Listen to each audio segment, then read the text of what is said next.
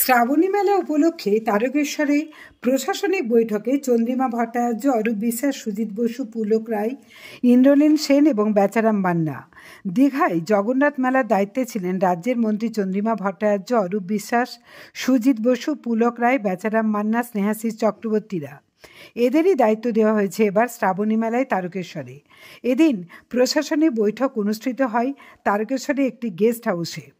7 মন্ত্রী ছাড়া উপস্থিত ছিলেন জেলা শাসক, পুলিশ সুপার, জেলা সভাধিপতি, মহকুমা শাসক সহ একাধিক ব্লকের ব্লক আধিকারিক এবং একাধিক ব্লকের বিধায়করা।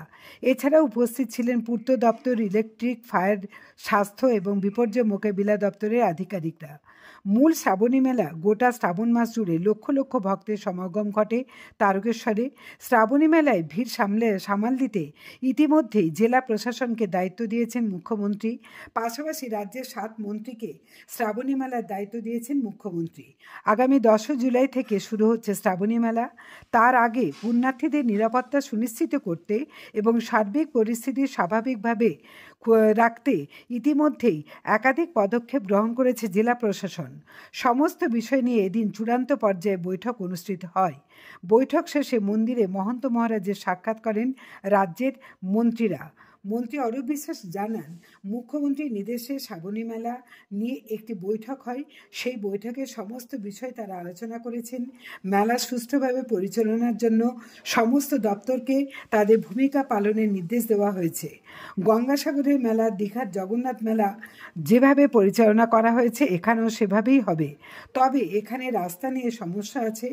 প্রশাসন সদা তৎপর থাকবে, কোনো অসুবিধা যাতে না হয়। মন্ত্রী বেচারাম মান্না জানান, এবারে শ্রাবণী মেলায় অতিরিক্ত গুরুত্ব দিয়েছেন মুখ্যমন্ত্রী যাতে মেলা সুষ্ঠুভাবে সম্পন্ন হয়। বৈদ্যবাটি, শেওড়াফুলি, নিমাইতীর্থ সহ 16টি ঘাটে ব্যাপক হারে নিরাপত্তার ব্যবস্থা করা হয়েছে পুণ্যার্থীদের জন্য। এছাড়াও রাজ্যের 10টি দপ্তরকে নির্দেশ দেওয়া হয়েছে মেলা সুষ্ঠুভাবে পরিচালনা করার জন্য। দেখুন বিস্তারিত। তারকেশ্বর থেকে সন্দীপ হালদারের রিপোর্ট, আরামবাগ টাইমস।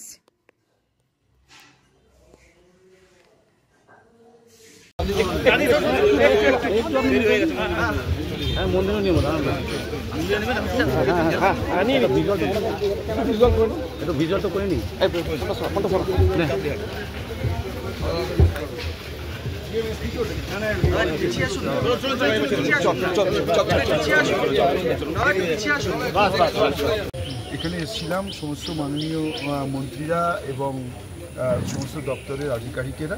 মাননীয় মুখ্যমন্ত্রীর নির্দেশে শ্রাবণী মেলা, এত বড় মেলা, লক্ষ লক্ষ মানুষ হন। প্রশাসনিক স্তরে কী আলোচনা, কীভাবে হবে, সবটা নিয়ে আজকে আলোচনা হয়েছে। মাননীয় মুখ্যমন্ত্রী আমাদের নির্দেশ দিয়েছিলেন, আমরা সমস্ত, বিশেষ করে মাননীয় মন্ত্রী পুলক রায়, মাননীয় মন্ত্রী ইন্দ্রনীল সেন, মাননীয় মন্ত্রী সুজিত বোস, মাননীয় মন্ত্রী চন্দ্রিমা ভট্টাচার্য, আমরা সবাই এসেছি।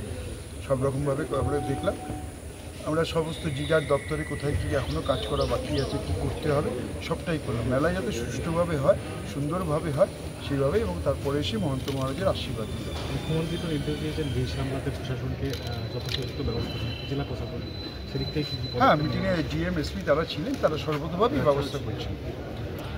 আমাদের সরকারের তরফ থেকে যেভাবে আমরা গঙ্গাসাগর করি, যেভাবে মাননীয় মুখ্যমন্ত্রীর নির্দেশে আমরা দীঘা হয়েছে, সেইভাবেই সমস্ত নির্দেশ মেনে এখানে হবে। কিন্তু একটাই সমস্যা, এখানে অন্যান্য জায়গায় রাস্তাগুলো খুব চওড়া, এখানে রাস্তাগুলো 12 ফুট 13 ফুটের রাস্তা, এত লক্ষ লক্ষ মানুষ। কিন্তু আমাদের প্রশাসন সদা তৎপর এবং দে আর 100% তারা এই ব্যাপারে পারদর্শী, অর্থাৎ কোনো অসুবিধা কোনো মানুষের হবে না। সব রকমই সরকারি তরফ থেকে সব রকমের সাহায্যের ব্যবস্থা হবে।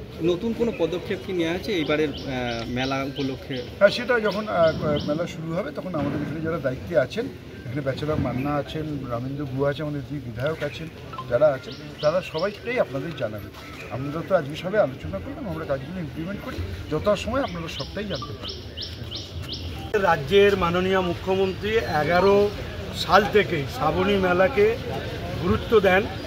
এ রাজ্যে ক্ষমতা আসার পর থেকে এবারে শ্রাবণী মেলা 2025 রাজ্যের মুখ্যমন্ত্রী অতিরিক্ত গুরুত্ব দিয়েছেন যে যাতে মেলা সম্পূর্ণ হয় সুষ্ঠুভাবে এবং পুণ্যার্থীরা এসে যাতে বাবার মাথায় সুষ্ঠুভাবে জল ঢেলে তাদের মনোবাঞ্ছা পূরণের প্রার্থনা করে বাড়ি ফিরতে পারে।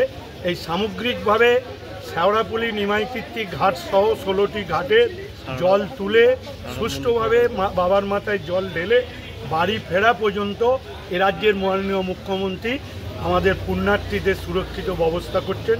সেই জন্য তিনি আমাদের রাজ্যে আপনারা দেখেছেন প্রায় 6 জন মন্ত্রীকে পাঠিয়েছেন এবং 10টি ডিপার্টমেন্টের এই মেলা রিলেটেড 10টি ডিপার্টমেন্টের সচিবদের এবং অতিরিক্ত সচিবদের তিনি পাঠিয়েছেন এই মেলাকে সুন্দরভাবে সাকসেসফুল করার জন্য। আমরা ইতিমধ্যেই ট্যুরিস্ট লজে তারকেশ্বর ট্যুরিস্ট লজে আমরা আলোচনা করেছি, কোথাও এতটুকু গ্যাপ আছে সেগুলো পূরণ করার জন্য। আমরা আশা রাখছি যে এবারের মেলা অতীতের সমস্ত মেলার থেকেই সুষ্ঠুভাবে পরিচালনা হবে এবং আমরা এখানকার যিনি মহন্ত মহারাজ তার সাথেও আমরা দেখা করেছি, তারও কিছু পরামর্শ রয়েছে, সেই পরামর্শ গুরুত্ব দিয়ে আমাদের সরকার বিবেচনা করবে এবং যাতে সকলের সহযোগিতার মধ্য দিয়ে এই মেলা সাকসেসফুল হয়, এটাই হচ্ছে আমাদের মূল লক্ষ্যমাত্রা।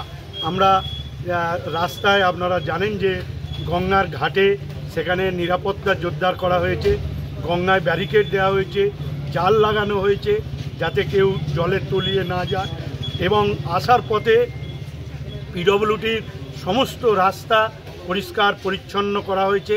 আসার পথে শৌচাগার, পানীয় জল, তারপরে হচ্ছে আপনার মেডিকেল টিম, সামগ্রিক মেলায় যা যা প্রয়োজনীয় থাকবে এবং পর্যাপ্ত সিসি ক্যামেরায় মোড়া ফেলা হয়েছে এবং আমাদের একদিকে চন্দননগর পুলিশ কমিশনারেট, একদিকে হুগলি গ্রামীণ পুলিশ, তারা সতর্কভাবে ব্যবস্থা হয়েছে এবং পর্যাপ্ত অ্যাম্বুলেন্স, যেখানে অ্যাম্বুলেন্স চলবে না সেখানে মোটরসাইকেল অ্যাম্বুলেন্স এবং লঞ্চ অ্যাম্বুলেন্সের ব্যবস্থা রাখা হয়েছে, যা আমাদের কাছে খুবই আনন্দের হুগলিবাসী হিসাবে।